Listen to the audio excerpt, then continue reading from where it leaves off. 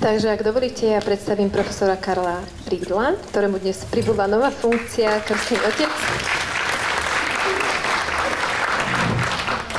Takže profesor Karel Riedl je historik školstva, pedagóg, podporuje inovatívne a alternatívne procesy a smery v oblasti výchovy a vzdelávania v teórii i v praxi. Je spoluzakladateľ mnohých slobodných a reformných škôl doma aj v zahraničí. Publikoval množstvo článkov, 100 vedeckých recenzovaných štúdií, 10 kníh doma aj v zahraničí, viac ako 300 odborných prác a konferenčných príspevkov, množstvo vyžiadaných prednášok a workshopov a v súčasnosti pracuje na univerzite v Pardubiciach.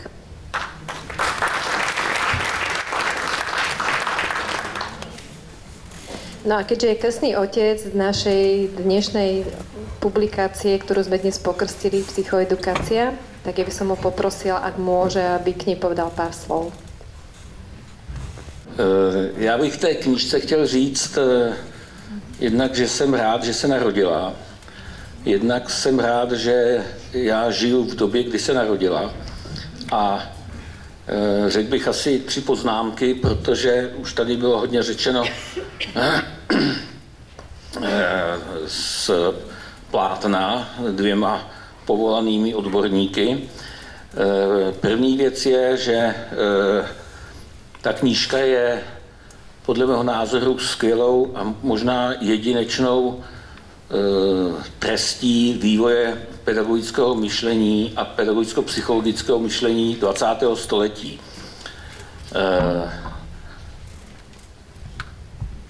Nutí nás k zamyšlení, jestli stále platí takové okřídlená charakteristika člověka, že to je tvor myslící s občasnými emočními erupcemi.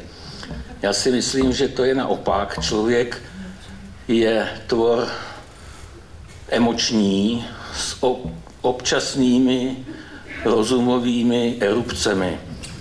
A podle toho taky, když budeme hodnotit vývoj výchovy a vzdělávání, tak a po přečtení té knížky nám dojde, že vlastně to je cesta, jak se poznávalo to, že člověk je opravdu emoční a sem tam také myslí. Mimochodem při milování to máme, tam to všichni víme, že to tak je. V běžném životě se zdráháme to přijmout. Takže ta psychoedukace je vlastně cesta k možná na několik desetiletí dopředu porozumění, co člověk vlastně potřebuje v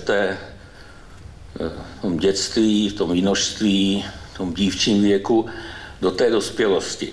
A ukazuje se, že těch hotových pojmů, znalostí, poznatků, že potřebuje minimálně, a to jenom tehdy, kdy jsou spojeny s projevy chování nebo s kontrolou projevu chování a jednání.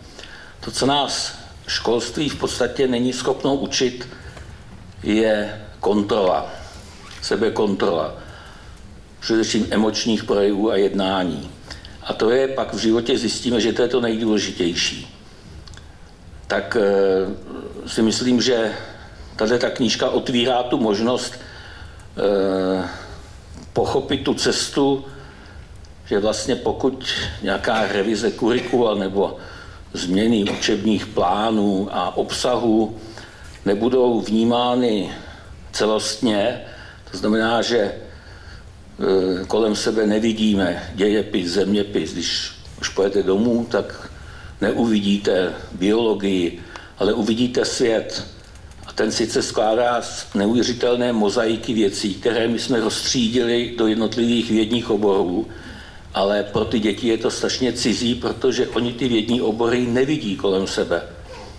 Protože až do těch 10-11 let vlastně se jim teprve od těch 11 let zhruba se jim začíná rozvíjet abstraktní myšlení. Jsou schopni pochopit některé věci, ale do té doby myslí velmi konkrétně.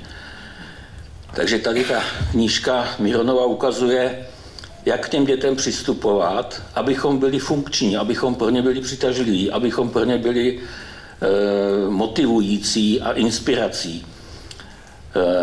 Druhá věc je k Mironovi.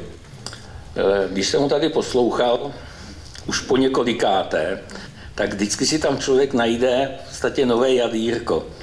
A já jsem tam dneska našel, Mirone, jadýrko, že musíš projít to cesta k pravému poznání a k sebeuvědomění si, co je ve světě důležité a v životě, je, že si ty věci musíme prožít a musíme si prožít i ty strasti, aby byly ty slasti. A mě napadl takový příměr, že by se děti měly hodně učit z těch bájí, pohádek a sák, kde vždycky, když někdo chtěl dosáhnout nějaké odměny, tak musel splnit 3 úkoly nebo 5 úkolů. Nedostal nic zadarmo. A byli to hloupí Honzové nebo prostáčci všelijací, kteří prostě potom došli k nějakému štěstí. A já to třeba studentům ukazuji na příkladu rytíře Parsifala z těch artušovských legend, kde ten rytíř vlastně bloudí tou cestou a jde tím překonává ty překážky a musí být statečný a musí prokázat v praxi, že má ty charakterové vlastnosti, které se od něj očekávají, aby se potom mohl jaksi spojovat s tou vysněnou ženou. A ten rytíř se jmenuje Parsifal. A tady je důležité si uvědomit, že vlastně to jméno je symbolem té cesty. Parse vale v starofrancouzštině znamená procházet trnitým údolím. A teprve, když člověk projde tím trnitým údolím a zjistí, že ta slast, ty hodnoty, ty radosti, spokojenosti jsou prožité, jsou vykoupené tím trýzněním, tím sebeobětováním se, tou skromností, tím překonáváním své vlastní pohodlnosti, tak to teprve stojí za to. Teprve si vlastně uvědomíme, jakou cenu mají tyto hodnoty. A to Miron tady přesně dokázal a myslím si, že tím vyprávěním nám tady ukázal, že to, co říká, tak vlastně on má prožito. Nechci tím říct, že už nemusíš dál žít, že už to máš hotový, ale že si to teď můžeš užívat konečně. A třetí věc, na kterou bych chtěl upozornit, že pokud chceme vůbec porozumět světu dětí, tak bychom se od nich měli učit, jak oni globálně, koncepčně vnímají ten svět. Oni vidí ty vztahy, vidí ty souvislosti, neumějí je třeba pojmenovat, ale umějí v nich žít. Oni mají neuvěřitelnou intuici nepouštět se do věcí, na které nestačí. A ve škole je občas nutíme, aby byli stateční a pouštěli se do nich a potom je hodnotíme negativně, když se jim to nepovede. Je to navzdory jejich nezralosti nebo neschopnosti, že teď ještě ne, teď ještě to nechci. Přijde čas, kdy to předvedu, že to umím, že už to dovedu. A tím chci teda říct, že školství v té euroatlantské společnosti je velmi špatně vzhledem k současným možnostem technologickým, sociálním, je velmi špatně a tradičně organizováno a nestíhá. Ty děti potřebují úplně jinou organizaci. Takže proto tím bych taky chtěl zdůvodnit, proč podporují ty různé svobodné školy nebo různé alternativní školy, které se snaží vlastně byť v rámci legislativní nutnosti, když jsou nějaké platné zákony, přežívat, tak tam aspoň se snaží vytvářet ty ostrůvky té pozitivní deviace, kdy těm dětem poskytují tu svobodu se vyjádřit, vytvářet si věci podle svých představ v tom věku, v kterém se ty děti nachází.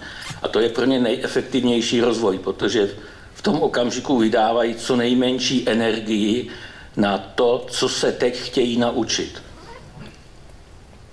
Nemusí se to učit někdy jindy s výdejem mnohem vyšší energie nebo konkurovat si potom s dalšími věcmi, které se na ně sypou už pak v praktickém životě. Takže za to jsem rád, že ta knížka vznikla a přeju Mironovi, aby ještě byl schopen něco dalšího napsat, aby nechodili na ten tenis pořád. Ďakujeme.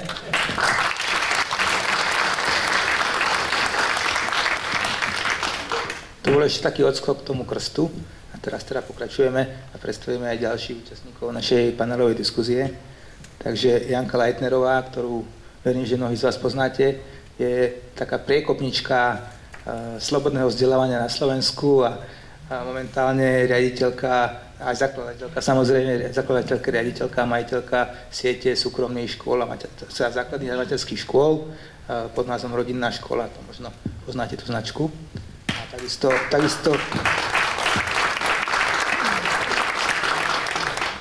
A takisto sa zapojuje do medzinárodných vzdelávacích projektov Erasmus so zameraním na inovácie.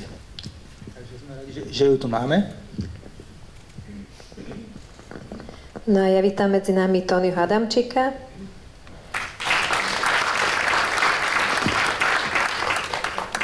Opäť ďalší úžasný inovatívny pedagóg, ktorý sa dlhodobo venuje problematike vzdelávania, je autor experimentálneho projektu Škola hrou v Banskej Bystrici a spoluautor súbežného vzdelávacieho systému Eduvolúcia.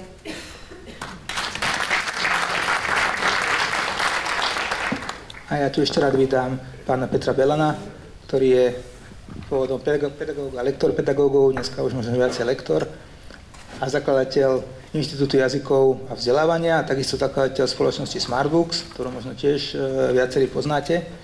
A jeho víziou, ktorá vlastne viedla k tomu, že vznikol Smartbooks, bolo, že chcel zmeniť školský systém, ktorý vymyslela geniálna Maria Terezia, ale bohužiaľ už pred 200 rokmi pomaly, hej. A chcel ho prispôsobiť na 21. storočie a najmä pomocou aktívneho digitálneho vzdelávania s personalizovaným a individuálnym prístupom. Takže toto je presne to, čo je dnes pretavené v aplikácii Smartbooks. Takže vítajte.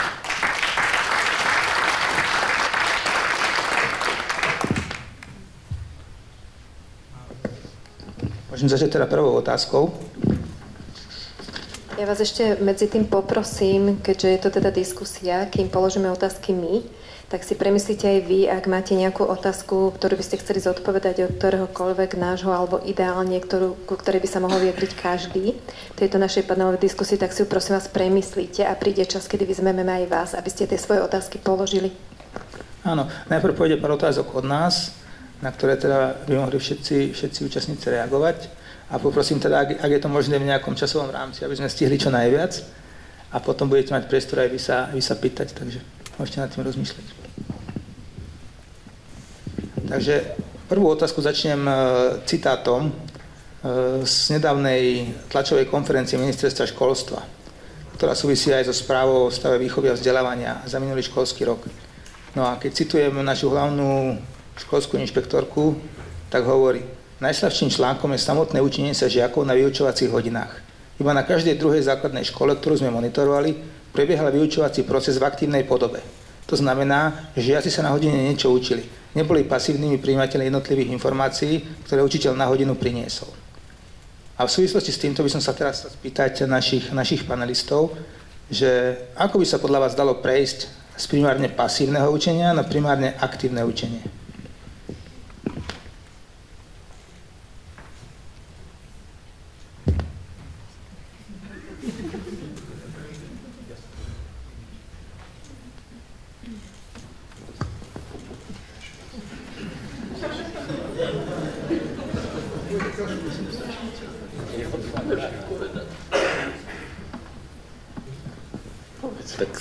Tak já jsem nucen začít, protože Miron si jde pro tahák. Tak,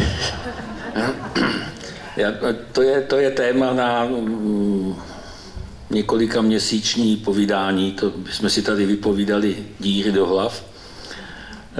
V podstatě se dá říct velmi krátce, dá se to udělat velmi jednoduše, když učitel bude pasivní a žáci budou aktivní. Už o tom mluvil Komenský, když napsal, že učitel má pracovat mimo školu a žáci mají pracovat ve škole. To znamená připravit pro ně to, jak budou aktivní a co mají dělat. To dá dost práce.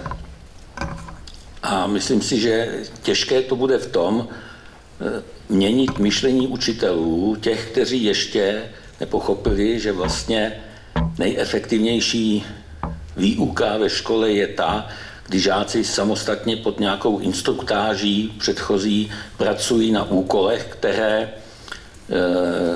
jsou jim zadány, nebo které si z nějaké nabídky vybírají sami. A to je dost obtížné připravit ty věci.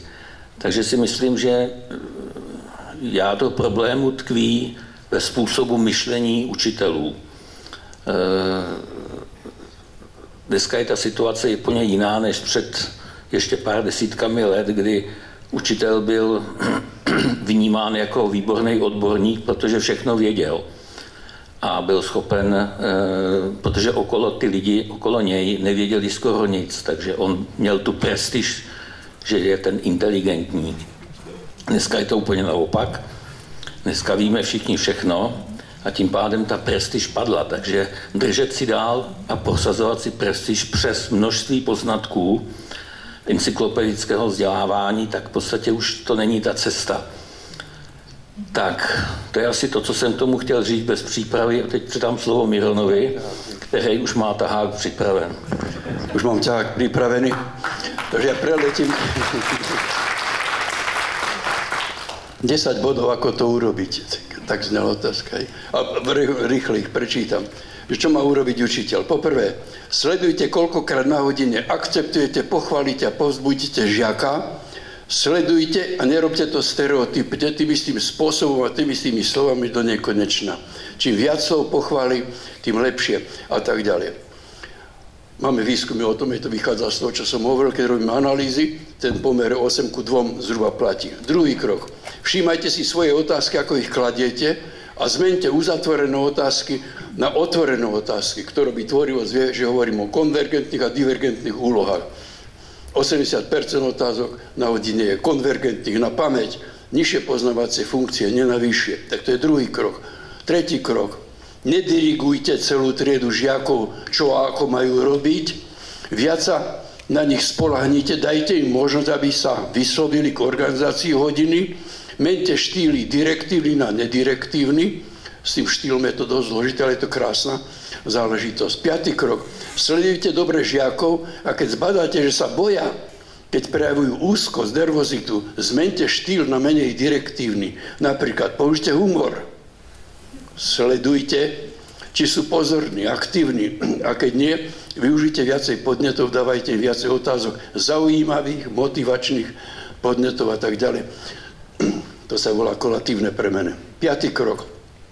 Umožňujte, aby žiaci dávali otázky vám, aby sa spýtovali, alebo spolužiakov. Nechajte im priestor na myslenie, preskúmanie veci a aby vzájomne diskutovali. 6. krok. Učte žiakov počúvať vás, seba a najmä spolužiakov. Nech sa nevysmievajú ani z neobvyklej odpovede, nech sa oslovujú krstným menom a stanovia si pravidlá správania k sebe v triede. To asi robíte väčšina z vás. 7. krok. Na podporu nedirektívnosti slúžia také metódy, aké by sú napríklad tvorivé riešenie problémov, creative problem solving metóda, heuristické metódy, napríklad synektika alebo ditor a podobne. 8. Dávajte čo najviac otázok na hodnotenie žiakom, nielen v oblasti poznávacej, ale nech žiaci hodnotia aj správanie, etické hodnotenie, krásu, estetické hodnotenie a to tak, aby slobodne vyjadrovali svoje mienky. Oni sa boja povedať, väčšinou hlasujú všetci za 80%, všetko dobre. A tak 9. 8. by mohol ísť. Dôležité nonverbálne správanie učiteľa. To je hodne o tom samozrejme. Napríklad prejavy optimizmu, humor, úsmev, chodenie po triede, blízkosť k žiakom, zaujatosť v hlase, tón hlasu, intonácia, problém ticha v triede. Strašne sa bojíme ticha, ticho je dobrá vec. Krik v triede, zaťaté peste, učiteľ s zaťatou pesťou, čo chodí po triede, to je nonverbálny znak, samozrejme agresia, nemá rád deti a tak ďalej. O tom by bolo dlhé. Oblečenie sú dôležité. Môže v minisukne prísť učiteľka k sedmákom? Alebo pozdraví? Zdravia vás žiaci, nezdravia? Rituály. Rituály sú strašne dôležité. To sme sa smiali a hovorím, keď som už toľko rokov, ešte pred komunizmom, keď som chodil do školy, to bolo strašne dávno, sme sa modlili na začiatku. Za komunizmu spievali piesem Práca aj v Čechách, nie? Počkaj, ako sa to... Ja si chodil za komunizmu do školy. No, ale piesem Práce som nespíval. Nespieval si? My sme spievali. Kto ste starší? Ja som mlčel. Pomôžte, nejakú piesem som aj vedel z toho, ako sme tam spievali, takú nejakú národe. Rituály. A pozdrav napríklad ráno, stanú žiaci, alebo nestanú, alebo sedia. Spia na lavici, lebo tuto mám jeden výskum, že decko, ktoré je netolizmus, závislý na četovaní, tak na hodine prespí, neviem, času hodiny. 10. krok, hej, tvorí vlastne zásada náročnosti. To by som veľmi počiarkol. Ku každému žiakovi v triede, ale najmä náročnosť k slabším žiakom z hľadiska prospechu úloh diferencovaných. Do toho ide personalizované vyučovanie. Ten personalizované kurikulum je zvláštny problém. A uznanie každého žiaka, najmä slabších žiakov, ich povzbudzovanie, vyslovenie dôvery, taká kritika, kde akceptujem žiaka ako osobnosť a odmietam jeho nesprávny názor. To je argumentácia ad hominem, ako dobre poznáte z politiky, možno mnohí, a tak ďalej. Čiže uznávam osobnosť. Carl Rogers povedal, každý človek je hodnotou, aj mentálne retardovaný je hodnotou. Samozrejme má svoju hodnotu a tak ďalej. Takže to je 10 krokov, ktoré sú vo výcviku, ktoré sa používajú, keď urobíme tú analýzu mikrovyučovaciu za hodinu. To by mali mentori robiť na RTPUčkách. Týchto 10 krokov, nech sa znovu nahrajú, nemusí tam byť nikto iný, ale nech sa počúvajú, čo nám hovorí. Mnohokrát povedia to krásne české príslovie, že ucho se diví, co huba namluví na tej hodine. Lebo on vynadá tým, že ako som neuvedomil, lebo je nazlostený. Ja som mal prípad, že on bol zlosti dobrý učiteľ, inteligentný, fajn, všetko, ale tak bol rozčulený na jedného chalana, že kopol do ňoho, keď spadol na zem. A odkopol mu ladvinu, bol z toho súd. A teraz ho bránte, ale to je o tej sebaregulácii, sebariadení a sebakontrole. Ale vy možno mnohí dobre viete, keď vás našli tí siedmáci, osváci, jeden nechce ísť tabuli, druhý a tak ďalej. Takže to by som sa nerozrešil. Dobre, 10 krokov. Žiaľ, nie je to v tej knihe, to som tam možno mal, ale nie je to tam.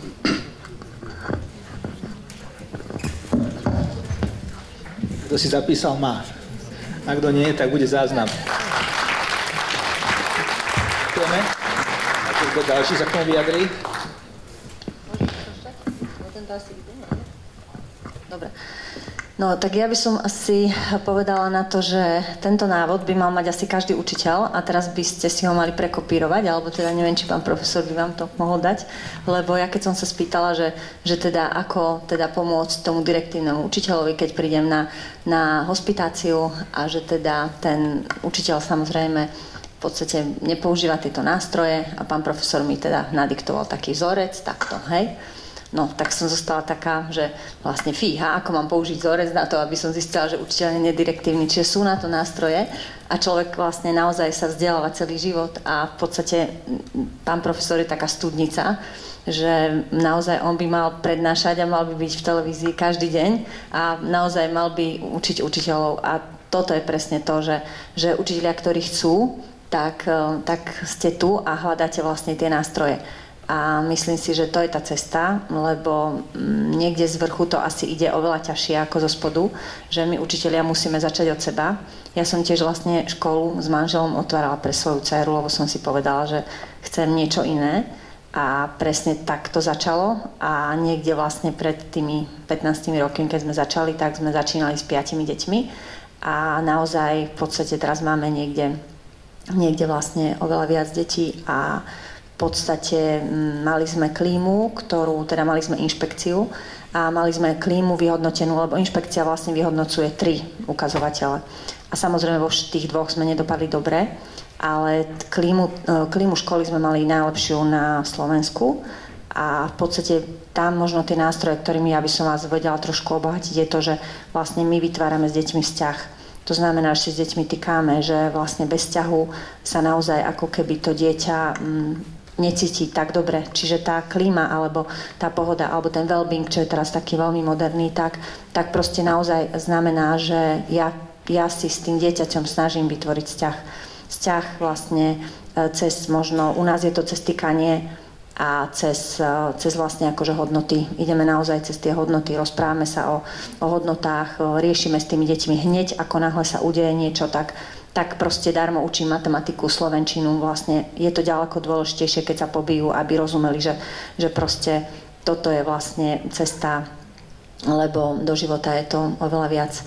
Takže v každom prípade ja vnímam tú slabinu v tom, že treba začať od vysokých škôl, keďže tu máme pár profesorov, aby vlastne my sme sa toto ako pedagógovia mohli v tých školách naučiť, aby sme tie kompetencie získali už na vysokej škole. Lebo je to veľmi náročné a asi keď ste väčšina učiteľov, že vzdelávať sa ešte popri a stále musíte niečo robiť a vzdelávať sa a rásť a ísť dopredu. Ja inú cestu nevidím, iba to, len je to samozrejme náročné a v podstate možno jediné, čo teda vnímam, že dáva mi to zmysel a má to zmysel a želám vám, aby naozaj ste tú silu v sebe našli, lebo keď ten výsledok vidíte, tak to je asi to najdôležitejšie pre učiteľa. Takže želám vám veľa síl.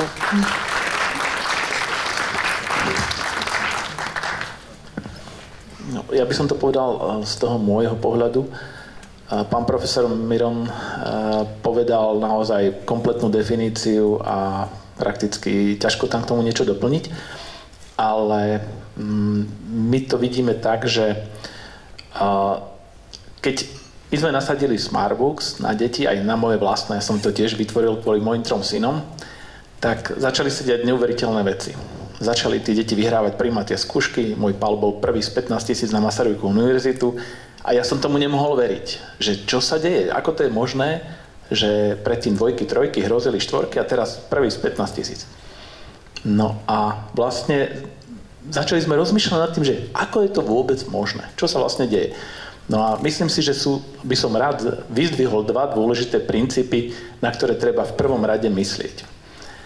A to je to, že to, čo sa vlastne deje v tom našom systéme, je to, že my toho žiaka vedieme k neustálemu premýšľaniu. Čiže to je ten prvý princíp, že ako by sa mal žiak učiť? Mal by sa učiť takými spôsobmi, aby naozaj stále premýšľal. Hej? Čiže v našom prípade je to, že rieši úlohu, teda musí si prečítať zadanie, premýšľa nad riešením, nevie riešenie, prečíta si riešenie, ktoré sme mu ukázali, dostane podobnú úlohu a jednoducho stále musí premýšľať. A aspoň to je to, ako si to ja vykladám, že práve toto je za tým, že toho žiaka viesť k tomu premýšľaniu, lebo pokiaľ je to len ten čistý výklad učiteľa, tak naozaj 3/4 triedy môže snívať o tom, čo bude robiť po obede. Ale keď nájdete spôsob, ako tých žiakov primeť k tomu premýšľaniu, tak vtedy je ten progres najvyšší. No a potom druhý taký princíp, ktorý sme začali zavádzať až tento rok, je práve to personalizované kurikulum, že sme urobili diagnostické testy. Ešte ich na školách nemáte k dispozícii, ale už do týždňa by ste ich mali mať, hlavne teda ako prvé budú z matematiky. Lebo je nesmierne dôležité to, aby ten žiak sa naozaj cítil dobre v tej škole a to sa dá urobiť najmä tak, aby jednoducho mal to personalizované kurikulum. Že keď on nevie učivo o 2 ročníky nižšie, ktoré ale potrebuje, tak potrebuje si to dobrať. A ja poznám na vlastnej koži také príklady, že 7-ak neovláda druhácké učivo, základné slovné úlohy, základné násobenie, on potom už nemá šancu v tej 7. triede sa dať nejako dohromady. Čiže prvý princíp, tak, aby ten žiak čo najviac premýšľal a druhý princíp, aby to učivo bolo naozaj prostredníctvom personalizovaného kurikula. Ďakujem.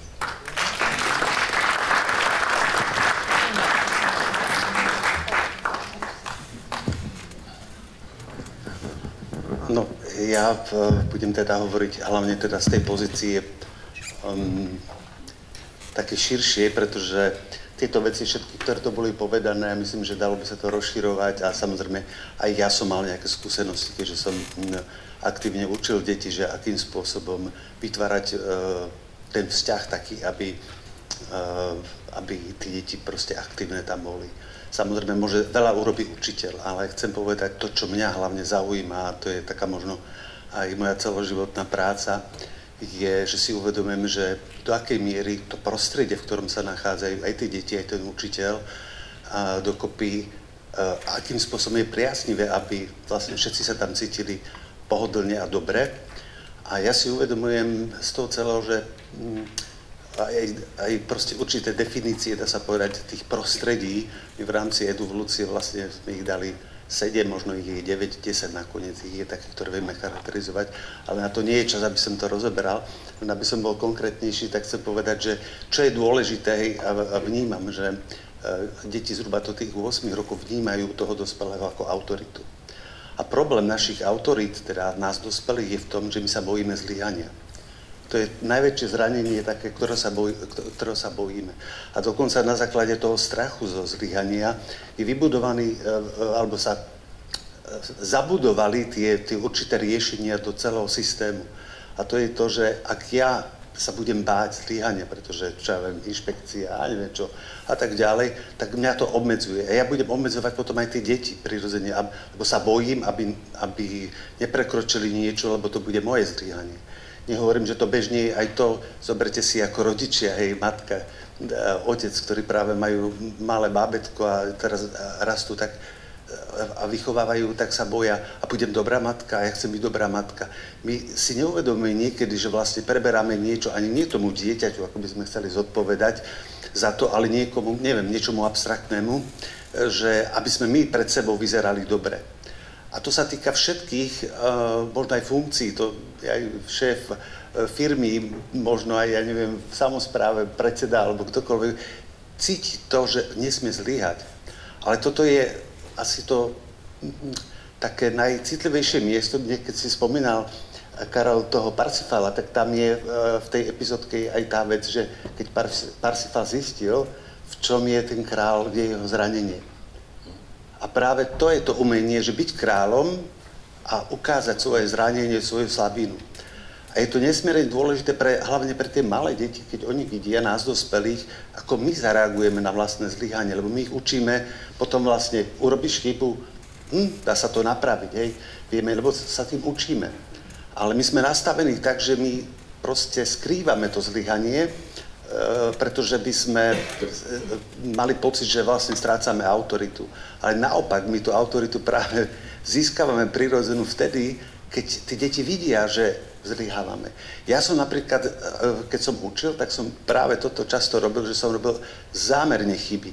Ale som proste niečo písal na tabulu, 2 + 2 je 8 a vyšiel som ďalej. Teraz niektorí, ale to nie je 8. A co sa otočilo? Prečo nie? Ja si myslím, že to je 8.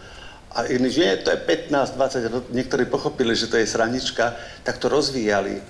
A rozvinula sa debata, že akým spôsobom my si vlastne overíme a prídeme k tomu, ako je to správne. A potom mi deti samozrejme hovorili, že teda na prstoch, tak som ešte zavádzal, že ak spočítame prsty, dalo sa s tým veľmi vyhrať kreatívne a tam bol práve tá aktivita tých detí bola nesmierne veľká. To je iná vec, ktorú hovorím asi do tých 8 rokov, lebo tam tí deti sú ešte také zamerané na tú autoritu. Už ako z mojej skúsenosti, je to môj názor, že medzi tým 8 a zhruba 15 rokom už tie deti trošičku sú iné. Už sú viacej zamerané na to, že tou autoritou v úvodzovkách je niekto, kto má skúsenosti. Sú veľmi zameraní na to. Ale opäť, my dospelí, ktorí nejakú vec ovládame alebo sme v nejakom odbore, tak my sa, ako by sme sa báli tej istoty, že to, čo hovoríme, je pravda, že je to tak, a čo keď je to inak. Ale tie špekulantské deti budú vymýšľať, hej, že proste, a nedá sa to aj nejako inak. Nie, to presne tu je predpísané, musí to byť takto. My sa môžeme, alebo často sa môžeme báť ako dospelí toho, že tí deti prídu na nejaké iné riešenie, ktoré my neovládame a budeme vyzerať ako blbci, hej, že proste my to neovládame. To je ďalší strach, ktorý máme dospelí a potrebujeme ho prekonať, aby sme vedeli deťom ukázať, že a prečo nie, že vždy tá moja skúsenosť, ktorú ja mám, je moja skúsenosť a môže byť niekto lepší ako ja. A deti, skúste, hľadajte a dokážem pochváliť niekoho, že objavil nejaké nové riešenie, ktoré doteraz sme nepoznali. A tretia vec, ktorá možno, že je taká najmenej viditeľná, je o tom, že opäť ako dospelí máme strach, aby sme vystúpili z nejakej konformity.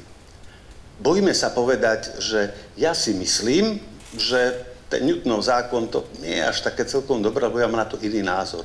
No dnes vieme aj v tej mediálnej oblasti pre Boha, to môže niekto povedať svoj osobný názor, Ale keď ja ho prezentujem, že to si myslím ja, dávam najavo tým deťom, že viem vystúpiť a stáť si za nejakým svojím názorom, ktorý mám. A neopieram sa o to, lebo najčastejšie, najjednoduchšie je dať citát, aby som sa skryl za svoj názor, tak radšej to poviem, alebo to nejaký citát a tým pádom sa odvolávam, že predsa toto bol nejaký velikán, vy ho nemôžete kritizovať. Lebo sa bojím toho, keď vyslovím svoj vlastný názor, že teraz sa pustia všetci do mňa ako osy, že to tak vôbec nie je. Ale rozpútať toto hlavne pri puberte, ako je to nesmierne dôležité po tom 15. roku, tí deti sú veľmi na to vnímavé, tí pubertiaci, že ja mám tú odvahu, mám tie gule, povedať si svoj názor, ktorý vôbec je nekonformný. Ale zároveň ja im ukazujem tým, že kľudne povedz, stoj si za svojím názorom a obhaj ho. A keď aj nevieš obhájiť, aj tak neznamená to, že tvoj pohľad, tvoja perspektíva, ako vidíš život, že je nejaká vadná. A toto nám napríklad aj dnes aktuálne chýba. A nebudem ďalej hovoriť, lebo už asi zdržiavam. Takže poďme ďalej. Zatiaľ toľko, keby čokoľvek bolo, tak som ochotný teda hovoriť ďalej. Ďakujem. Ďakujeme. Druhá otázka je trošku náročnejšia, ale keďže ja som optimista a vidím, že ten tvorivý proces je tu úžasný, tak určite nájdeme odpovede. Akým spôsobom sa dá efektívne zmeniť vzdelávací systém? A poprosím teda, aby sme začali od Tonyho, aby mal priestor. No v tomto budem asi stručný, lebo to by bolo nadlho. Samozrejme projekt Eduvolúcia je rozpísané viac menej, čo všetko, ako by to mohlo byť, ale len v stručnosti. Dá sa zmeniť, asi zmeniť. No školský systém si myslím, že to je môj názor osobný. Nemusí s tým každý súhlasiť, ale dospel som, nielen ja, ale aj viacerí k tomu, že školský systém zmeniť nie je možné, myslím, do takej miery, aby sa zmenil úplne od samého základu, lebo to je nevinutná nová doktrína, alebo vôbec otázka, na čo to vzdelávanie je, čiže ten účel samotný by sa musel predefinovať. Ak by sme ho mali predefinovať, tak vlastne by sme asi museli úplne od základov celý ten systém zmeniť. Ale keďže odhadujeme, že zhruba možno 80% populácie by zostala, by sme nanútili zase niečo, na čo nie je ani pripravená, ani zrela. A preto si myslím, že oveľa jednoduchšie je, že tento systém školský, aký je, ho udržiavať, možno inovovať tam, kde je možné, niečo vylepšovať, ale zásadne ho nie je možné zmeniť. Lepšie je to proste vytvoriť nový systém, ktorý začne fungovať povedľa súčasného, ako malý ostrov a postupne ako ľudia budú vnímať, že aha, toto nové je presne to, kde sa cítim dobre a to sa týka rovnako rodičov, pedagógov a tak ďalej, že ako ostrov bude pomaličky sa rozrastať až možno raz o 100 rokov, alebo kedy, koľko to bude trvať, prejdú všetci vlastne do tohto nového systému, pretože už bude prevažujúci. Dokonca by to bolo veľmi kontraproduktívne, keby bol pokus tento školský systém nejakým spôsobom ho, ako sa hovorí, rozobrať alebo zbúrať a potom stavať nový, pretože čo s tými ľuďmi, ktorí nie sú na to pripravení. A keby sme do nového systému išli húfne ľudia, ktorí nie sú na to pripravení, tak by ho vlastne zničili už v zárodku. Preto si myslím, že paralelný systém to je cesta. Toľko zatiaľ.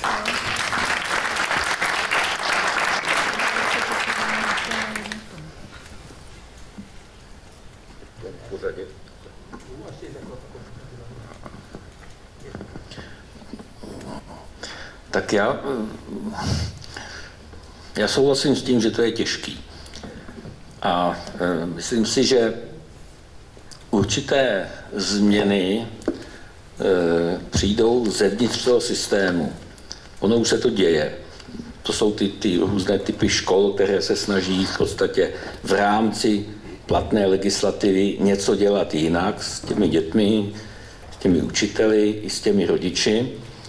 Problém vidím v tom, že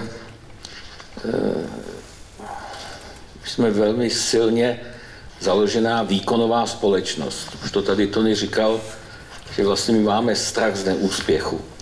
A ve výzkumech co jsme dělali třeba s pedagogickou fakultou v Hradci Králové, se ukázalo, že děti už se nebojí věcí, které si myslíme my dospělí, že z toho mají strach. Děti se nejvíc bojí vlastního neúspěchu, protože to je cesta vyčlenění z té vrstevnické skupiny, cesta k šikanám skrytým, později otevřeným, a ty děti prostě dělají všechno proto, aby své slabosti, své trampoty neventilovaly. Proto se taky uchylují k těm různým mobilům a těm věcem, kde si prostě klikají a vytváří si svůj svět, protože se bojí dneska komunikovat otevřeně s těmi vrstevníky a s těmi dospělými okolo sebe. Ty reformy, které se chystají nebo které probíhaly, tak si můžeme všimnout, že vlastně byly vždycky vystaveny neúspěchu, protože trend v posledních, řekněme, 25 letech byl, že školství musí díky tomu, že sociální sféra není schopná řešit, nebo společnost není schopná řešit řadu sociálních problémů a háže se to na školu. Škola má řešit rovnost, má řešit hodnotovou orientaci. To, co dříve dělali rodiny, tak to dneska vlastně se tahá na školu, ale většina učitelů na to není vůbec připravená, protože byla připravena na předání poznatků ze svých 2 aprobačních předmětů. A v tom okamžiku vlastně to kolabuje, protože učitelé tam nechtějí selhávat a nehrnou se do těchto věcí. Navíc ve výkonové společnosti nemůže fungovat princip inkluze. Ve výkonové škole nemůže fungovat princip inkluze. To prostě není možný. To se může zdát a můžeme do toho nasypat miliardy, ale v podstatě princip bude pořád stejný a výsledek bude dost žalostný. Takže já si myslím, že jediná cesta je skutečně jít tou paralelní cestou, ale to je na dohodě s tou většinovou společností. My nechceme bořit váš systém, ale nechte nám, aby jsme si mohli vytvořit svůj systém vlastní. Problém je v tom, že dneska ještě pod vlivem řady mezinárodních událostí a různých věcí a díky novým technologiím se ve společnosti šíří strach z toho, jestli to, co řeknu, mě nějakým způsobem neublíží. Jestli budu vnímán jako, že hájím většinovou pravdu, otázka je, že nám nikdo není schopen vysvětlit, jako, proč si myslí, že to je ta pravda zrovna. A dneska se spousta věcí, v podstatě je to jenom úhel pohledu, stejně jako na princip svobody nebo princip samostatnosti, tak my na jedné straně vlastně se ten tradiční školský systém zaštiťuje různými inovacemi ve smyslu revizí kurikula, kritického myšlení, efektivních metod. Znáte to všichni z těch projektů, co píšete, abyste si přilepšili v rozpočtu, a pokud tam nejsou tato slova, ještě evaluace, autoevaluace a všelijaké další pojmy, tak vlastně ten projekt není přijat, není vlastně vnímán jako progresivní.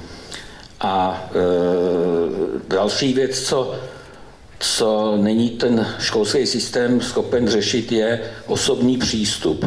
Mluvíme o individualizaci, ale faktickou individualizaci nejsme schopni dělat, protože ten systém je založen na předepsaných úkolech, na dodržování pravidel a všichni víme, že každé dítě, každý člověk i mezi učiteli, nikdo není stejný, všichni jsou nějak jinak jiní a tím jsou originální. A to je to, co my neumíme zúročit v tom čase toho vzdělávání a té výchovy v té škole. To znamená, kdybychom se nad tím možná zamysleli a zeptali se dětí, co efektivního si odnášejí z té školy, kolik času tam ztratili, kolik času jsme ztratili tím, že jsme řadě nadaných dětí nebo jenom průměrných dětí nedali možnost, aby si vytvářeli svoji vlastní osobnost, třeba jenom z více než 50% času, kdy jsou v té skupině, kdy jsou v té škole. když jsem četl, že nějaký Američan, nevím to jméno, ale nevím ani, jestli to tak bylo, že spočítal, že to, co se učí děti ve škole v povinném vzdělávání, tak by zvládli hravě za 4 roky, kdyby se učili od 10 do 14 let.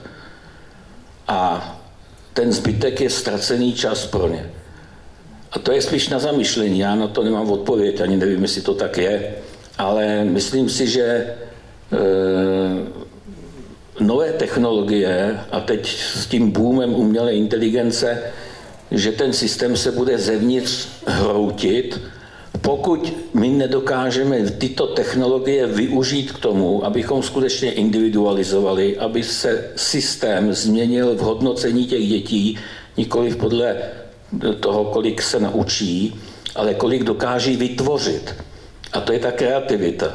A stejně tak, jako se hroutějí politický systémy, kde před 10 dny by někdo mě řekl, že Asadův režim v Sýrii padne, tak si řeknou, že jsi blázen, tam jsou Rusové, Iránci, to je vykrustovaný, to je držený na bodácích, to se nemůže prostě stát. A najednou se to stane. Takže i ten tradiční systém si myslím, že je na hliněných nohách a drží ho v podstatě tradice, pohodlnost a nezájem těch momentálně vládnoucích vrstev. Proto se na to dává minimum peněz taky, protože oni vědí, že už to je neefektivní, že to je černá díra na peníze. Takže jedině ten paralelní systém a nechat lidi, kteří se chtějí vzdělávat jinak, nechat je, ať se vzdělávají jinak. Jinou cestu já prostě nevidím. Děkuju.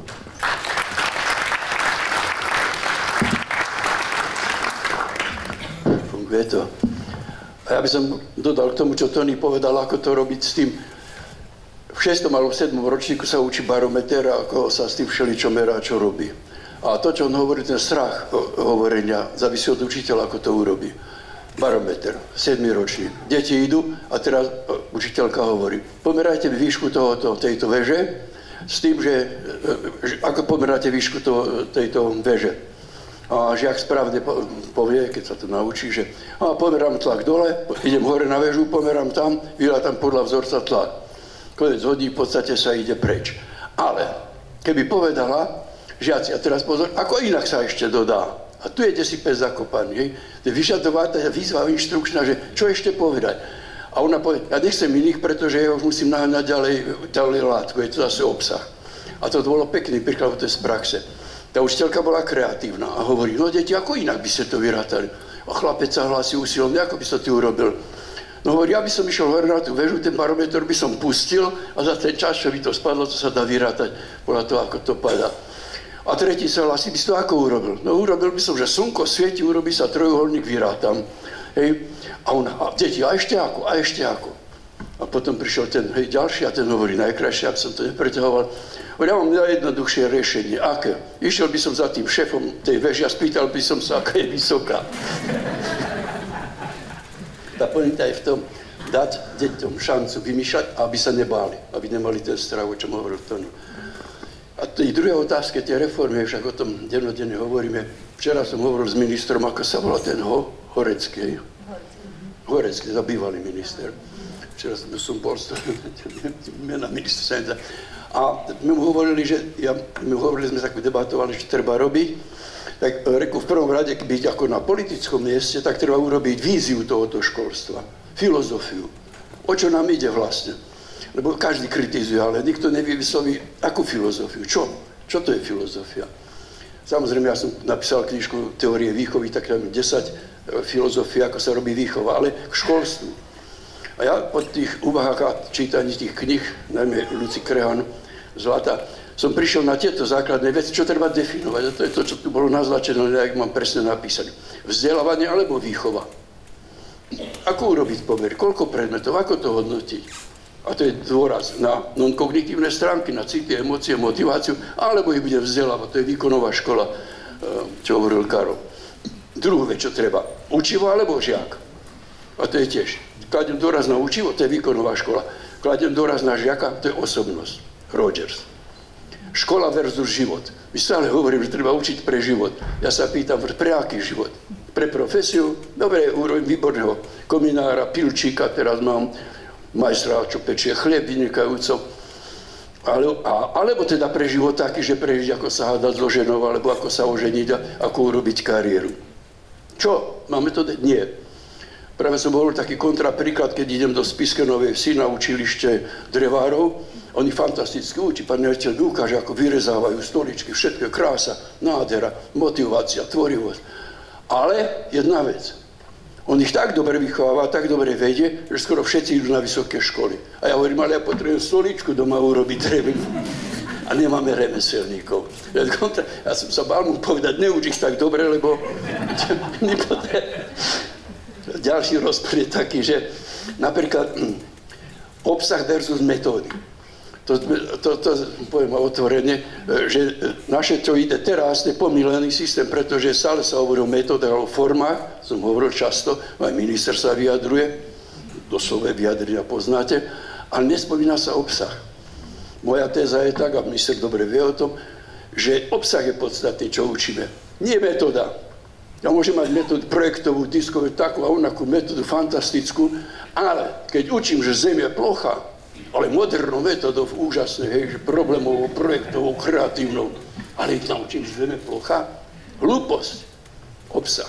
Obsah je podstatná vec reformy, ale to tiež nemáme vyriešené vôbec, naopak. To všetci viete.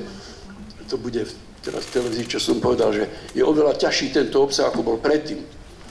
Máme tam 6 oblastí, vzdelávacích oblastí, či 8. Máme predmetové, rozširujúce, ak sa to povie, tie oblasti, ktoré sú medzipredmetové, finančná, tak. A potom máme dve tie veci, metakognícia a charakter. No kde to máme? Kedy dať do tých osnov? Preto sa pýtam aj kolegyň, čo som podpisoval, ukážte mi, ako robíte nový, kde to vtesnáte, toto všetko? Kde ich to môžete naučiť? A ja som bol pri tom, keď sa robili tie obsahy, to robili predmetári. A teraz sa pýtam toho fyzika, tak on zobral staré učivo, staré osnovy, to spísal a ešte k tomu dodal nové veci. Napríklad, ale teraz ide kvantová fyzika, bingo do osnov. A ide umelá inteligencia do technológie. Vcúdne to tam. Rozšírili. Som radil toho geniálneho učiteľa, čo odučiť tieto osnovy. Nedá sa. A čím modernejšia metóda, je zložitejšia na čas. Ja musím utekať z učivom, ja nemôžem sa hrať s tým, že ako pomerať, poviem jedno a konec a idem ďalej. To sú vážne problémy, ešte čo by som tak vytkol. Ale čo ide do toho, to by malo byť totiž definované, kde si ako s tým. Napríklad taký problém, jednotnosť a jedinečnosť. To je diverzita a inklúzia. Vieme si s tým rady, nevieme. Školy máme prepchaté kadejakými diagnostikami, teraz samozrejme bude rediak a tak ďalej.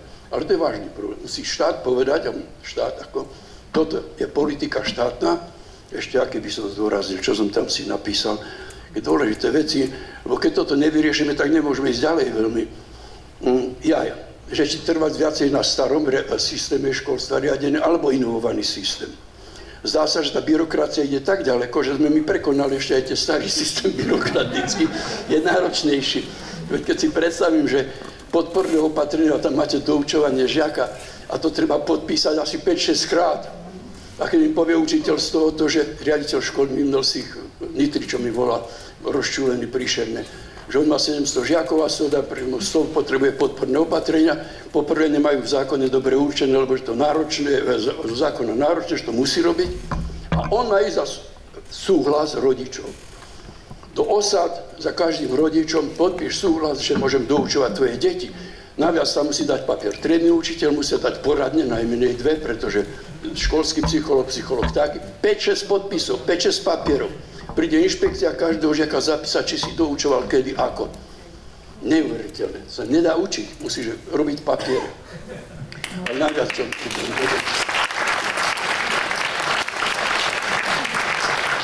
A to som včera nechcel povedať, lebo to už bolo pri pive, pri večeri, tomuto ministrovi, že on vlastne dal tiež jedno, keď kritizujem, ten súhlas, informovaný súhlas, hej. Pozrite si zákon najnovšie výhlášky, stále sa o tom hádajú, ako to bude. Ale keď nám povie, že on musí dať rodič podpísať súhlas na exkurziu každého dieťaťa, chceš ho zobrať na výlet, alebo pozrieť, ja neviem, do fabriky, nemôžeš. Musíš mať podpis rodiča. Teraz si predstavte, že koľko mám 700 žiakov, mám triedy, x tried, a teraz ja musím behať, alebo učiteľ, alebo kto, za rodičom podpíš mi súhlas. návrhy v parlamente, počúval som o výbore, keď to robili, ešte boli horšie, že musí podpísať, že či sa môže učiť LGBT, alebo sex a rody pohlavie. Mne redaktorka povedala, zvieratá v cirkuse, vyškrtnite to z učiva, lebo to rodič nebude súhlasiť, lebo trápime zvieratá. No dosť, nechcem to rozširovať, ale sú strašné veci, chyby, nemáme ich ujednotené. Včera som mal len to povedať tomuto ministrovi bývalému, že, lebo on o tom diskutoval ako kresťan, že nám chýba národný program výchovy a vzdelávania. Ten by mal byť okrem ústavy. Ústava je hore, potom by mal národný program výchovy a vzdelávania, kde sa tieto veci, možno som niektoré zabudol, čo tam ešte má, možno niektoré, áno. Ešte jeden pojem. To je veľmi vážny problém, minule bola o tom hodná diskusia. Indoktrinácia versus neutralita. Indoktrinácia, myslím, ty si to naznačil, že k čomu tie deti vychovávame, či nevznúcujeme im nejakú filozofiu. Ešte presnejšie to poviem. Ja som učil samozrejme za komunizmu. A vtedy sme museli učiť samozrejme, že proletári všetkých krajín, spojte sa, nech žije sovietský svet, nech žije 1. máj. Aj sme chodili a vykrikovali. A potom sme išli na pol deci. Ale to je indoktrinácia, vnúcovanie názoru cez systém. A keď mi dneska zakáže učiť na škole, že nemôžem učiť o LGBTI alebo tak, to je taká chyba, že tí decka just pôjdu potom po tajnostiach a v mobile si to nájde ich zrazy. Mám spraviť dokonca už deti v materskej škole pomaly pozerajú pornosy. A keď mi oni to zakážu, to je indoktrinácia. To je vlastne robne z nich hlúpych ľudí. Potom sú knižky. Mentálna demencia, digitálna demencia a tak ďalej. Takže to som chcel zdôrazniť, keď sa dala otázku na reformu. V prvom rade vymyslieť, o čo ide tomuto štátu. Filozofiu, víziu. A týchto 6-7 bodov to mám pripravené na to, keby to niekto chcel dať, lebo Európska únia nám dvakrát už vrátila národný program výchovy a vzdelávania, lebo je zlý. Chýbajú tam mnohé veci, ktoré sú podstatné pre nás, každého z nás. Tak že sa má tvoriť nový, tak hovorím, aspoň tieto body tam dajte. Napríklad, ako ste za inklúziu, akú inklúziu, koho budeme inkludovať? Budeme menťákov? Akých? A čo budeme? Budeme tvoriť špeciálne. A s Rómami čo? Prečo máme súd teraz? A Rakúsi urobia si novú rómskú národnostnú školu. To je absolútne mimo filozofie, akékoľvek, čo sme mali doteraz. Prečo zrušili školu Svetom Jure teraz? Pretože Richtár zakázal a zrušil riaditeľku školy. Je to možné? Dúfam, že to nie je tento primátor. To predsa nie je normálne, že on nemá rád tú školu alebo riaditeľku, tak zruší školu. No a to sú veci, ktoré sú neuveriteľné. Ale môj menovec Zelina, ktorý učí v Lomničke, má čisto romskú školu a podľa mňa je to z najlepších škôl, lebo tu nejde o to, aké je rasy. Inklúzia o tom takto nehovorí. Ale že aby bola tá škola úspešná, že musí naučiť to, čo naučiť má. To je druhá vec, že to nenaučí, lebo je toho veľa, ale mal by. A tam nezáleží, či bude mať Žida, Roma, Ukrajinca alebo koho. A to je, tiež máme pomilené úplne. A Európska únia za to súdi. A ešte čo dodám, čo málo kto z vás vie možno, keď som sa rozprával s tými ľuďmi z Európskej únie, z tých monitorovacieho výboru, a oni hovoria, však tu máte napísané, že v plánu obnovy, že do roku toho a toho je 50% Romov znižíte prepadávanie, 11 000 nám prepadáva, znižíte to na 6 000. A ona hovorí, plníte tento bod? Neplníme. Prečo? No lebo ani nevieme, kto je Róm. To je poprvé. Po druhé, že polovičku znižíme, ale to sa dá urobiť veľmi administratívne ľahko. A už sme to aj urobili. Dali sme to zákon, že môže prepadnúť len raz na 1. stupni, druhý raz na 2. stupni a raz na 3. No to je nádherný program. Ale ona hovorí, to bolo zaujímavé, co som chcel povedať, že ja hovorím, to fakt tam máte napísané, že takto máme znížiť aj dochádzka alebo prepad. A ja hovorím, a to kto vymyslel? Európska únia? A niekto nadával, tá je Európska únia, čertajem, že to sú blbci. A nie, to my sme dali. Naši ministri, ktorí pripravovali plán obnovy, dali tieto záväzky. Niečo dala aj Európska únia, ale konkrétne veci k tomu dali sme si sami. A ešte vám poviem, pokiaľ vydržíte, že s tými Rómami. Lebo na ministerstve sa musí evidovať aj Európska únia, na za to bije, tak som povedal, cez plán obnovy a odolnosti. A za to dostávame peniaze, a ide o miliardy a väčšie peniaze. A tá pani, ktorá robí na ministerstve evidenciu každý rok v septembri, čo posielate, tak ona má tie diagnózy bývalých integrovaných žiakov, teraz sme zmenili zákon na ŠVP, tiež blbosť, ale dobre. A teraz ona eviduje tie diagnózy. Jednak sme v zákone porušili paragraf o segregácii, nechcem to povedať, to je zložité, ale vážna vec. Ale je tam stále, že zvláštna evidencia Rómov. My sme dali otázku svojho času tej komisárke jednej, že kto je Róm? A to sa nedá samozrejme určiť, lebo podľa toho, že čo sa prizná, tak podľa toho máme len strašne málo Rómov, že sa prizná k národnosti rómskej. A potom ako to zistím, keď je napríklad spolu. A potom vymysleli nádhernú vec, ale to trvalo pol roka. Viete, ako dneska sa Róm určuje na škole? Neviem, keď ste riaditeľia a dávate v septembri a pýtala by ministerstvo výka, že napíšte mi Rómovia, ako majú napríklad dochádzku, aké majú známky, či prepadajú, čo by ste napísali, koho. Dostali sme definíciu z Európskej únie a volá sa to, je neuveriteľné, pripísaná etnicita. Viete, čo je pripísaná etnicita? Že keď ste na škole a mám tam 600 žiakov alebo koľko, my v kolektíve sa dohodneme a pripíšeme etnicitu. Ty si Róm, ty nie si Róm, ty si Róm. Tak a teraz to buďte múdri, lebo samozrejme má také prípady, že niekto je bielý a povie si, ja som Róm, aj to sa pripíše tam. No nechcem ďalej rozprávať, nechcem kradnúť čas, len hovorím, to sú zásadné problémy, ktoré mal riešiť národný program, politika štátu. A základná je úplne politika štátu, demokracia, sloboda, alebo to bude totalitný štát, k čomu sa smeruje.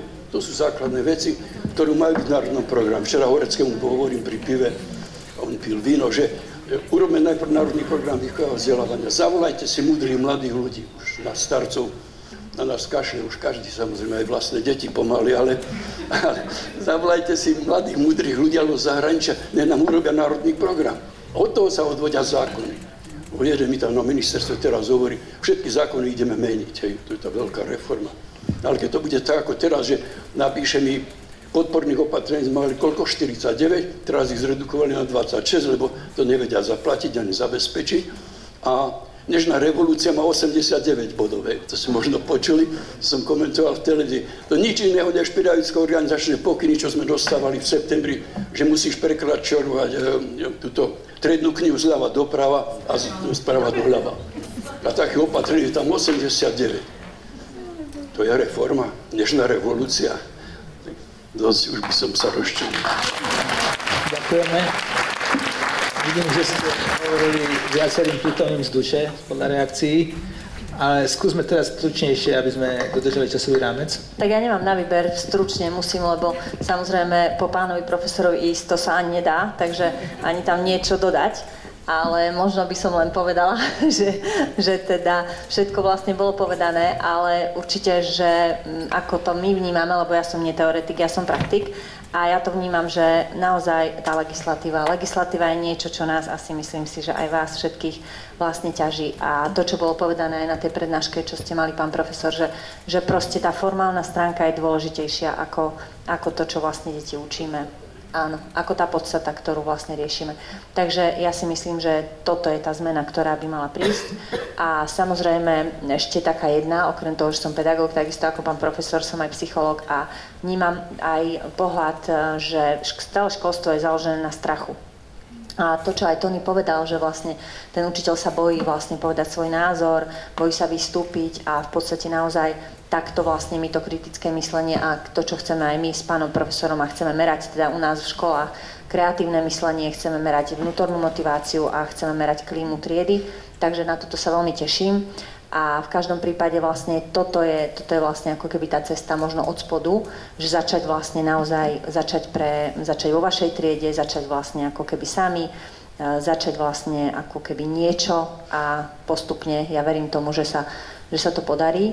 A samozrejme to, čo povedal Tony, alebo to, čo vlastne ako keby aj pán profesor Riedl, že teda tá paralelná cesta je vlastne určitá cesta, ktorá vlastne je možno naša. My sme alternatívna škola, alebo teda alternatívne školy a viac takých alternatívnych škôl, s ktorými spolupracujeme, aj Marická je tu, vlastne sa rozprávali a nám stačí, aby ten systém nám dal vlastne akože možnosť, že to môžeme robiť. A to vlastne by nám stačilo, keby nám naozaj povolili, že to môžeme robiť. Lebo to, čo povedal Tony, že je to založené na strachu a že ten strach tam je veľmi silný, tak presne je to o tom, že my to potrebujeme preklopiť na dôveru. Dôveru učiteľov, dôveru vlastne, akože veď sme ho vyštudovali toho učiteľa, dávame mu tú kompetenciu, tak mu dajme aj dôveru, nie len kontrolu. Takže a strach, aby sa bál tej kontroly, lebo ja viem, čo to znamená, myslím si, že aj väčšina z vás, že čo to znamená, keď príde inšpekcia, presne ešte aj kritizujú vám ešte aj, že nedáte bodku v dátume a máte to tam v zápise, že nedodržiavate vlastne všetko, takže o tomto by to malo byť, o tej dôvere. Takže ja verím, že toto bude ten nástroj, ktorý by mohol zmeniť, či už vo vašich alebo v našich školách niečo, aby to bolo na dôvere a v takej ľahkosti všetko robené a potom samozrejme aj tie deti budú vlastne v takej ľahkosti a máme také krédo, že vlastne múdre a šťastné deti chceme, aby boli u nás, takže šťastné a múdre deti tvoria lepší svet, tak samozrejme to je presne o tom, že to šťastné dieťa, keď sa teší do školy a samozrejme sa chce učiť, tak je aj múdre. Tam ho nečaká iná cesta, lebo on chce. Takže asi to vám prajem, aby ste mali čo najviac takýchto múdrych a šťastných detí.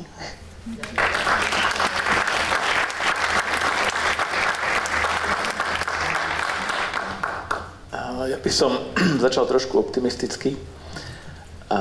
Podľa mňa to Slovensko ešte je celkom také reformovateľné. My vstupujeme na český trh a tam je to čosi ťažšie, by som povedal. A v Čechách zažívame takú zvláštnu vec, že my prídeme na školu, odprezentujeme inteligentný systém, individuálny si žiak pretvičí, oveľa lepšie vedomosti za kratší čas. A pomerne častokrát sa nám stane to, že s riaditeľom dohodneme, že učiteľom predstavíme, tu predstavíme rodičom a po predstavení tým učiteľom, tí učiteľe povedia, že no, ale toto nemôžeme rodičom ukázať. Že prečo? No, lebo toto by chceli, aby sme používali. Takže oni normálne zablokujú to dohodnuté stretnutie s tými rodičmi. Tak toto sa nám na Slovensku nestalo a v Čechách sa nám to deje relatívne často. Čiže myslím si, že to Slovensko je otvorené takým zmenám, že my nemáme problém prísť na školu a možno, že nie hneď, ale o pol roka nás zavolajú, aj dnes sme to s kolegom komunikovali, že poďte, príďte, chceme to nasadiť. Čiže v tomto som taký optimista. A čo sa týka tých reforiem zhora, je to ťažké, lebo ja strašne trpím na tie mantry. Jednoducho vyťahnuť nejakú mantru, treba ten konštruktivizmus, že a teraz musíte všetko konštruktivisticky a ideme. A naozaj je to mantra. Stále sa to opakuje. Čítame tie články v tých novinách o tom, že ako tá reforma bude.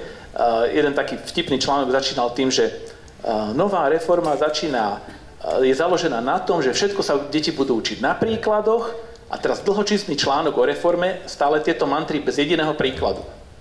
Že jednoducho čítate a nechápete, o čo tá reforma bude, lebo ani jeden príklad. Ja som tam aj napísal do tej diskusie, že bolo by dobre začať týmto článkom, že dajte tam aspoň jeden príklad. No a potom ešte taký postreh, že pán minister počas covidu, ktorý nastúpil, tak robil konferenciu v Banskej Bystrici a hovorí, že koniec memorovaniu a ideme individuálny prístup. To boli hlavné dve myšlienky, ktorými propagoval to stretnutie v tej Banskej Bystrici. No a teraz, keď sa nad tým učiteľ zamyslíš, koniec memorovania, no v poriadku. Ak je to memorovanie, kde ten žiak tomu nerozumie, tak to naozaj nemá cenu. Ale ak je to memorovanie v zmysle zapamätávania si nejakých logických súvislostí, postupov, užitočných vecí, no tak samozrejme to memorovanie je nevyhnutne potrebné. No a ten individuálny prístup, k tomu nebolo nič povedané, že ako na ten individuálny prístup. Jediná zmena tam bola, ktorú tam zahlásil potom, že zvýšime počty žiakov, neviem, či to bolo v prvom ročníku alebo na prvom stupni, tak to trošku sa bylo s tým individuálnym prístupom. No ale to chcem povedať, že bohužiaľ stále je to strašne nedocenené, že dneska tie inteligentné systémy ako ten náš dokážu ten individuálny prístup realizovať. A práve na tom individuálnom prístupe nám to veľmi ťažko zlyháva, lebo snažíme sa všetkých učiť v tom istom čase to isté. Oni majú rôzne schopnosti, tie deti. Jednoducho, preto tie výsledky sú také biedne, lebo ten individuálny prístup o ňom sa len hovorí. No a ešte tu mám, teda je to vlastne strašne nedocenené využívanie tých inteligentných systémov a potom ešte mám poznámku k tomu obsahu, že ja to tak poviem, že z môjho pohľadu ten obsah držia v rukách vedci. Na vysokej škole ja som študoval matiku, fyziku, informatiku ako učiteľ. To bol normálne vedecký smer, by som to tak nazval. Jadrová fyzika, atomová fyzika, no brutálne veci, ktoré naozaj sa učia len veľmi povrchne aj na strednej škole a na základnej takmer vôbec. A tá didaktika úplne minimálne. Hej? Jednoducho, aj ten obsah, ktorý my máme v Smartbooks, ja niekedy poviem, že sa za to hanbím, pretože my tam tie deti učíme ozaj blbosti. Ale jednoducho núti nás k tomu štát. Naozaj tá praktická stránka nám uniká. Ja to tak poviem, že podľa mňa mala by zasadnúť nejaká rada starších múdrych, ktorí zoberú priemerných, dospelých, vysokoškolsky vzdelaných ľudí, dajú na papier to, čo tí ľudia potrebujú v praxi a to je to, čo tie deti máme naučiť. Keď mi dala učiteľka a ukázala mi Peťku môjho syna, že nevedel hlavné mestá štátov v Austrálii, tak ja hovorím, prosím vás, a kto na Slovensku toto vie a komu to na čo je? A ona potom začala, že no tak ja to asi nebudem brať tak vážne tú písomku. Šialené. Je to fakt, že šialené. To, čo pán profesor Miron povedal, že treba používať rozum. Fakt, že neísť na to stádom. Lebo inak sa nepohneme z miesta. Ďakujem.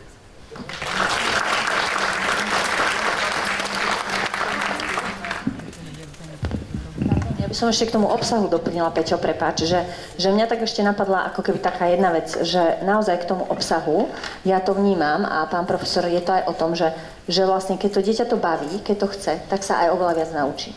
Čiže vlastne presne je to o tom, že vlastne nájsť tú formu, aby to dieťa to bavilo. My napríklad takisto ako od Peťa máme aj teda Smartbooks, máme teda aj vlastnú ešte takú platformu, kde máme také videá natočené vlastne príbehy a tí deti sa učia príbehmi a keď ich to baví, lebo však ich to baví, oni sú vizuálne typy dneska väčšinou, lebo tie mobily už ich vlastne spravili vizuálnymi typmi, takže proste ich to baví a naučia sa to, lebo ich to zaujme. Takže aj to je vlastne ako keby to, že presne keď to dieťa chce, tak vlastne rastie aj tie vedomosti má ďaleko väčšie. Vieš, čiže ani ten obsah ja by som možno nelimitovala, lebo na druhej strane keď chce, tak sa vydá tou cestou a máme napríklad, už keď teda konkrétne mám povedať, tak máme napríklad druháka, teraz je vlastne už tretiak, a on už má spravenú chémiu, aj fyziku vlastne úplne 7, 8, 9, lebo sme mu to umožnili, baví ho to, chce to robiť a už má naozaj na vysvedčení vlastne chémiu, fyziku vlastne 7, 8, 9. Takže o tom to je, že vtedy sa posúva vlastne raketovou rýchlosťou, lebo chce.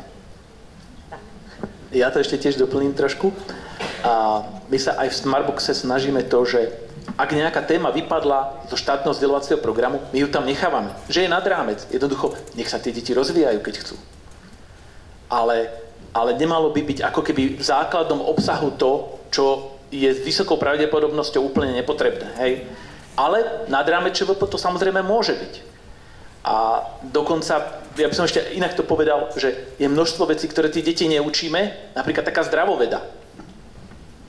Kto si pravidelne umýva ráno, večer zuby? Hej. My to tým deťom dobre nevysvetlíme tú potrebu, jednoducho nerobia to a potom máme plné nemocnice, chorých pacientov, zubári nevedia čo s tým, jednoducho množstvo vecí nerobíme dobre. Ďakujem. Ďakujeme. Ešte by som rád len zareagoval krátko veľmi. Dobre. Ja som len chcel rozšíriť ten pojem obsah, lebo sa tu veľa hovorí o obsahu, o kurikulum a tak ďalej. Ale mám pocit, že väčšinou sa bavíme o tom, že to, čo vieme napísať v rámci nejakých predmetov, niečo, čo naučíme, čo už je nejako popísané ako nejaký predmet. Ale ja sa pozerám na to tak, že to prostredie vychováva a to prostredie učí. Že veľa toho obsahu je ako obsiahnuté v tom prostredí. Keď my to tam zakomponujeme, my nepotrebujeme riešiť, že teraz na tejto hodine budeme, preberať otázku, ako sa zbaviť strachu, ale jednoducho práve tým, že ja dokážem ako pedagóg v ktorejkoľvek situácii zaujať nejaké stanovisko a eliminovať ten strach, alebo ukázať, ako sa ho zbavovať, alebo ako to riešim ja, ako dospelý. Čiže chcem povedať, že ten obsah potrebujeme zakomponovať aj do toho prostredia, ktoré je úplne bežné, pretože sa učíme aj v tom, z tých situácií, z tých vzťahov, ktoré tam sme.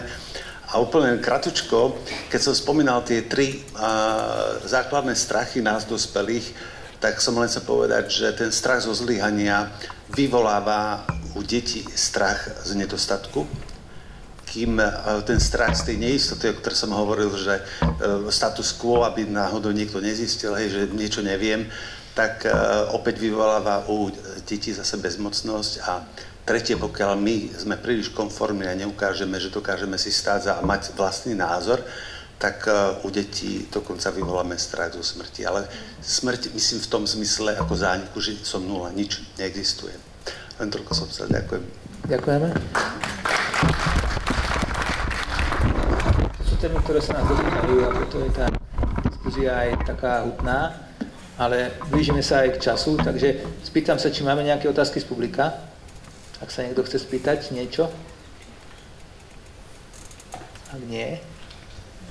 A jedna otázka, tak...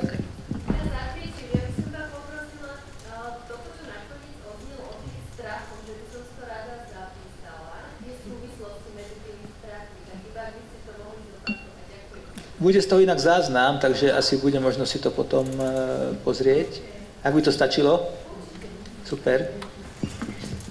Takže ak nie sú otázky, tak by sme zrejme kvôli času... Ja mám otázku. No. Ako rozumne využiť digitálne technológie, lebo sú s nich veľké obavy, umelá inteligencia, roboti budú učiť námiesto učiteľov a podobne. Čiže ako k tomu rozumne pristúpiť, aby to bolo prínosom a nie na to? Skúste prosím stručne, ak sa bude dať. Ja môžem za seba povedať, že, a Peťovi dám potom ako keby mikrofón, že presne rozumne, to znamená, že vlastne využiť tú ich silu, to, že tie deti sú vizuálne, využiť to, že vlastne za krátky čas tam dokážu získať vlastne oveľa viac informácie, dokážu vlastne individualizovať a toto vlastne využiť, ale aby to nebolo na úkor teda vlastne toho sociálneho, dať to do rovnováhy. Takže ja to vnímam za nás takto, odborník nás. No, myslím, že si to povedala veľmi dobre. Určite je to o tom ušetrení si množstva času, lebo to trénovanie tých žiakov, tá inteligencia, umelá inteligencia alebo inteligentný systém zvládne vynikajúco, čiže vlastne ono to otvára možnosti toho zaujímavejšieho vzdelávania, pestrejšieho vzdelávania, aj tej výchovy. Takže netreba sa toho hlavne bať, lebo to je úplne že zlý postoj, že my to do toho nejdeme, lebo sa toho bojíme, že nás to nahradí. Inteligentné systémy určite nenahradia učiteľov, je to len pomôcka. Umelá inteligencia, tá je v začiatkoch, no, čo bude za 10 rokov si nedokážem trúfať odhadnúť. Ale rozhodne už tie inteligentné systémy vlastne posúvajú rolu učiteľa viacej do roli toho vychovateľa, mentora, kouča, alebo urobia kus roboty za tých učiteľov. Ja by som ešte možno doplnila, že my máme takú skúsenosť na škole, že samozrejme tie deti sú vlastne, žijeme v digitálnej dobe a sú vlastne závislé na tých mobiloch a žiaľ musím povedať, že závislé, lebo my sme robili už aj taký výskum u nás vlastne taký, že je to závislosť a v podstate ako keby nahradiť to nejakým ako keby obsahom, ktorý je zmysluplný, lebo oni tam naozaj vlastne sú závislí a pozerajú TikTok, ktorý vlastne ako keby spôsobuje vlastne v mozgu v podstate naozaj vybíjanie toho dopamínu, že tie deti sú vyčerpané, neviem čo, že ten dopamín oni si už vlastne naozaj nevedia vytvárať len na základe mobilu, takže to sú vlastne už výskumy, však vlastne to sa dá všetko dohľadať a preto ja si myslím, že nahradiť to, že ten čas strávený na tom vlastne digitálnom nejakom zariadení, samozrejme, aby bol zmysluplný. Hej? Čiže nahradiť to a to, čo vlastne akože možno má aj Peťo, aj my vlastne ten nástroj toho digitálneho využitia, tak áno, má to zmysel a je to zmysluplný čas. Kdežto na tom mobile oni tam naozaj ten čas, lebo neviem, či viete, tie výskumy, ktoré ukazujú, že TikTok vlastne u tých detí spôsobujú, že urobíte si jasný, ľahký test, že vlastne keď v podstate dáte, že dieťa má povedať 10 viet, tak vlastne ak je na TikToku, tak nedokáže súvislých 10 viet povedať. Takže toto už sú naozaj vlastne výskumy. Takže nahradiť to a vtedy to má zmysel.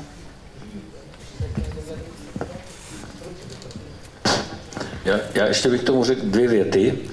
První věta by zněla harmonizovat ten tlak těch digitálních technologií kterým děti věří více dneska než reálnému životu, právě tím osobním přístupem učitele. Tam jsme nenahraditelní. To jsou ty emoční záležitosti. A druhá věta zní, chraňme si strach, který máme v sobě, protože ten nám brání, nebo je to výraz živé hmoty, které se brání, aby skolabovala. My máme strach jako přítele.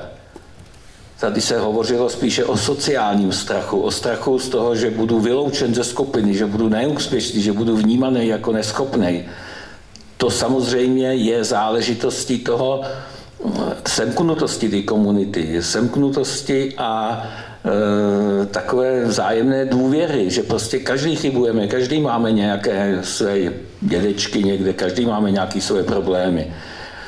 Ale s těma technologiema, to tady Petr už říkal dobře, jako, když uvědomte si, jak jste na tom byli s těma technologiema před 15 lety. Co se za těch 15 let stalo strašnýho. A co bude za 15 let? My v podstatě řešíme nějaké reformy, ale vůbec si nedovedeme představit, co ty děti budou potřebovat za 15 let.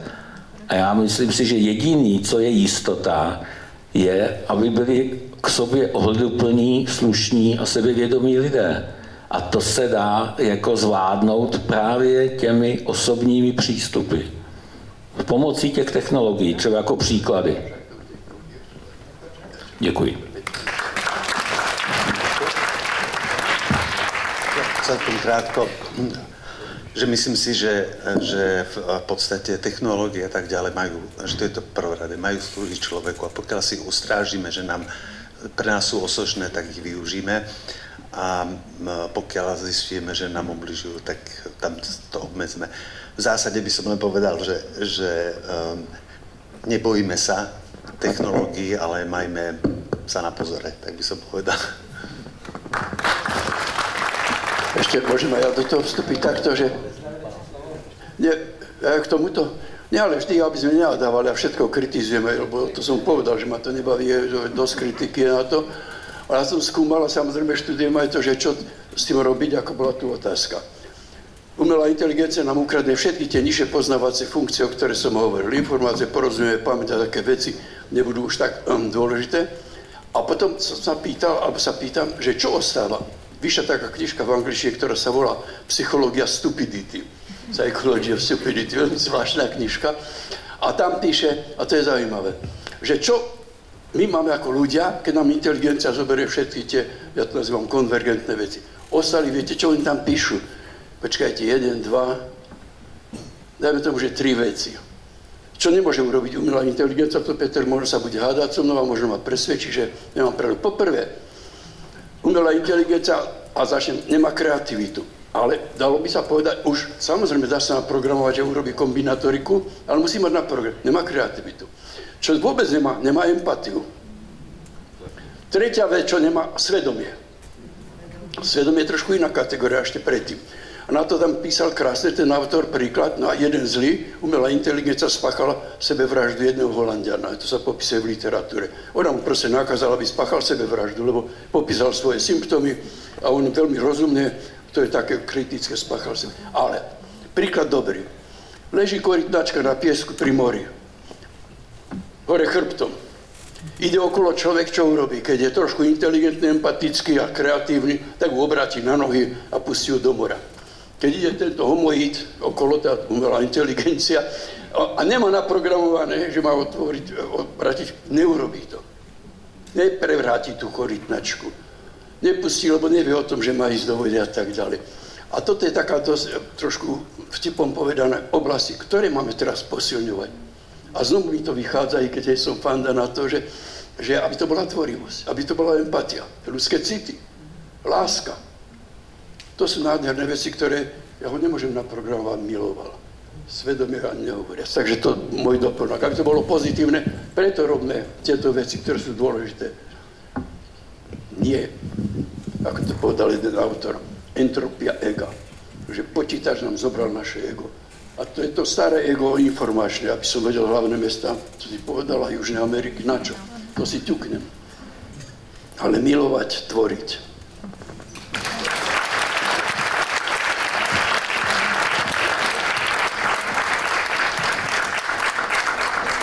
Ja by som ešte jednu poslednú perličku doplnil, že nie je to len o tom, že je to ten nástroj, ktorý dokáže intenzívne, inteligentne, individuálne cvičiť, ale je naozaj aj aktualizovaný online. Čiže okamžite.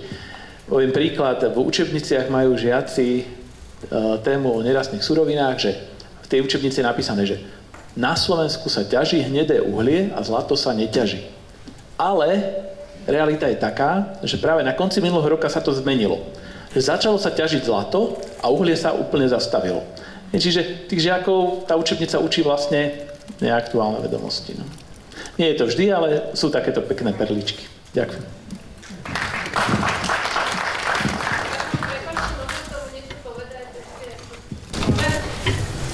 Nechcem mikrofón, myslím, že ma je rozpočuť.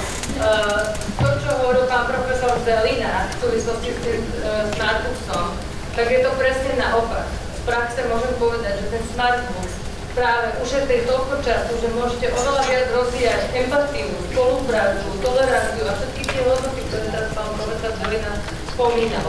Takže o tomto je ten smartbook, že ušetrí ten čas v tých školách, napríklad takých alternatívnych alebo komunitívnych, takých pozitívnych aj ja, že vám ušetrí čas práve na to zveľaďovanie takýchto hodnot, ktoré sú, si myslím, pre ten svet a pre to ľudstvo oveľa potrebnejšie. Tak to som povedal.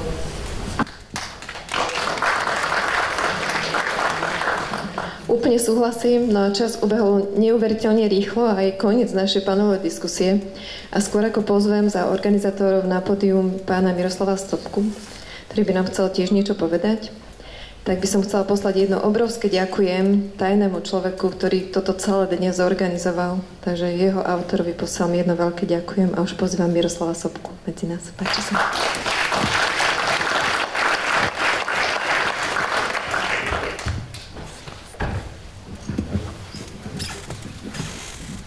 Dobrý deň, vážené dámy, vážení páni.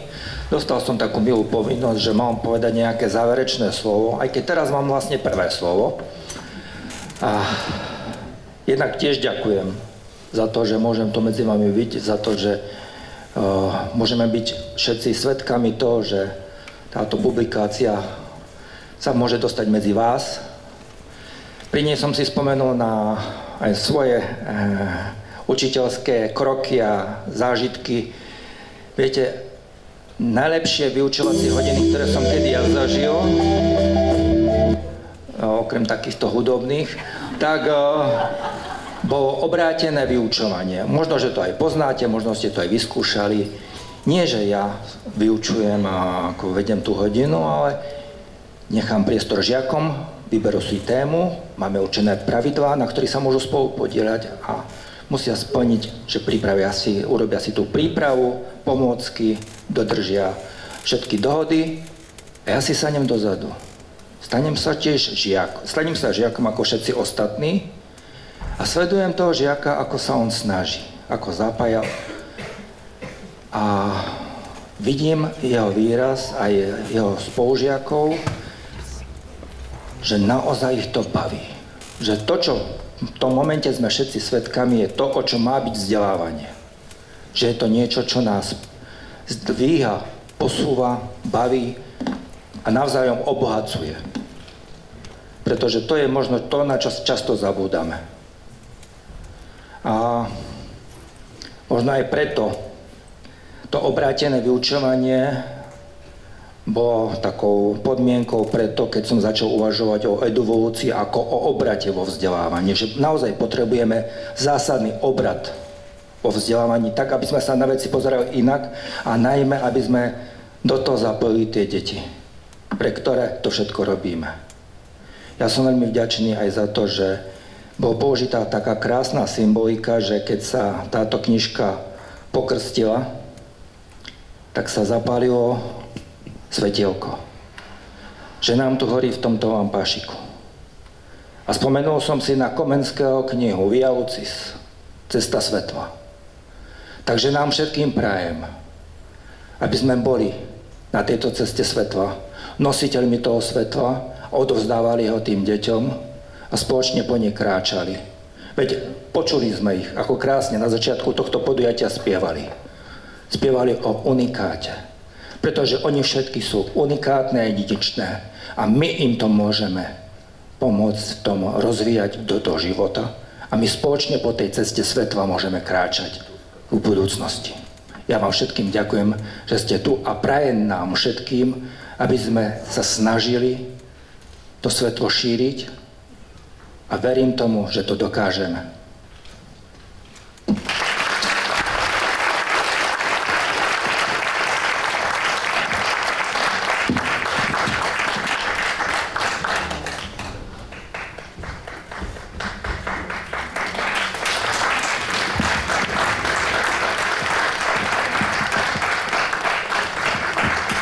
Takže o malú chvíľu bude pokračovať autogramiada, na ktorú sa určite ešte mnohí, ktorí ste to nestihli, tešíte, ale mne nedá ešte raz srdečne nepoďakovať všetkým, ktorí prišli. Takže ďakujem všetkým, ktorí sa zapojili do diskusie, ďakujem všetkým vzácnym hosťom, ktorí sa merali dlhú cestu, ďakujem vám všetkým, ktorí ste prišli a boli ste súčasťou tohto dnešného večera.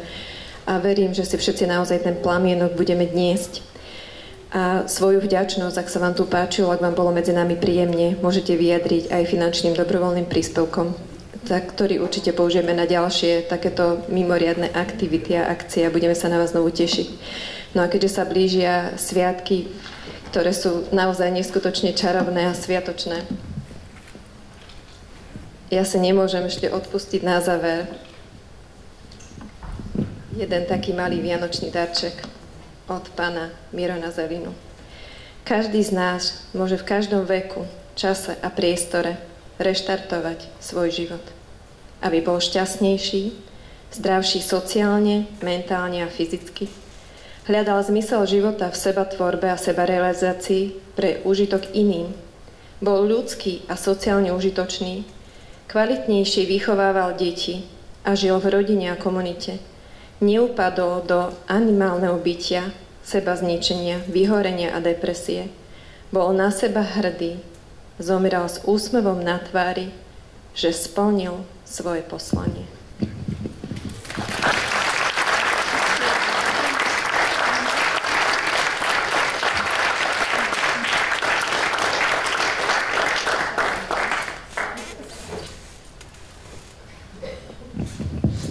A už iba taký malý námet na vianočný darček pre deti.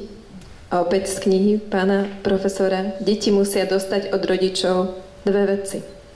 Korene a krídla.